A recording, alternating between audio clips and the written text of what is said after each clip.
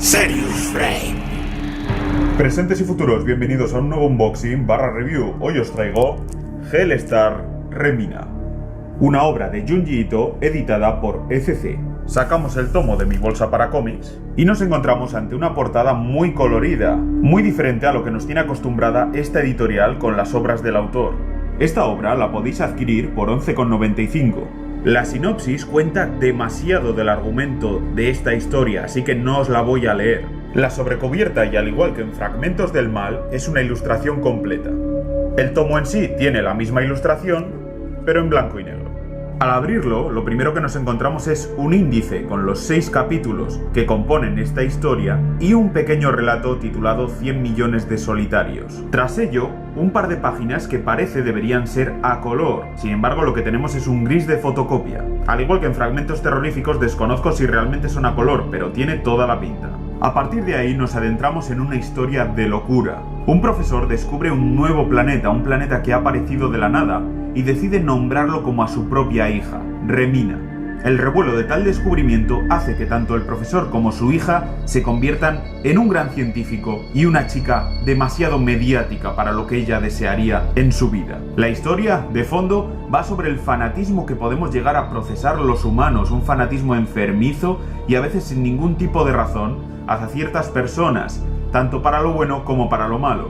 Si las cosas van bien, les adoramos como si fueran dioses, pero si las cosas van mal, les culpamos hasta de la guerra de Vietnam, aunque ellos ni siquiera hubieran nacido en ese momento. Es una historia que, si cuento un poco sobre ella, por eso no he querido leer la sinopsis, lo cierto es que os destriparía todo, porque en líneas generales se podría resumir muy brevemente.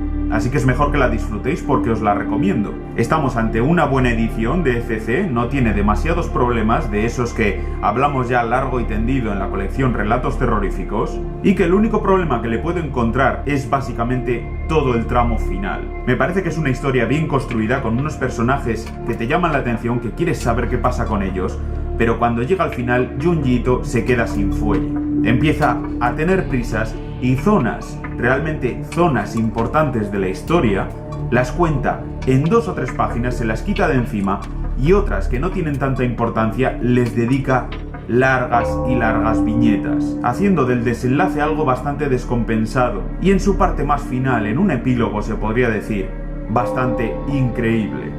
Eso sí, no esperéis la visceralidad a la que nos tiene acostumbrados en obras como Tommy, ya que esta obra es bastante más épica, es como El Señor de los Anillos de Ito. Es algo muy grande, muy espectacular, muy colosal, con lo cual no se para en esos detalles tan personales, tan de un cuerpo humano, sino que intenta explorar el más allá, lo que hay más allá del conocimiento humano, de la comprensión humana, del universo, de la realidad en la que vivimos, y de cómo ese fanatismo nos puede cegar ante la inmensidad y el poder de lo que no conocemos. Y al no entenderlo, intentamos culpar a esa persona que adorábamos hace 2 segundos de ese problema, por el simple motivo de llamarse igual.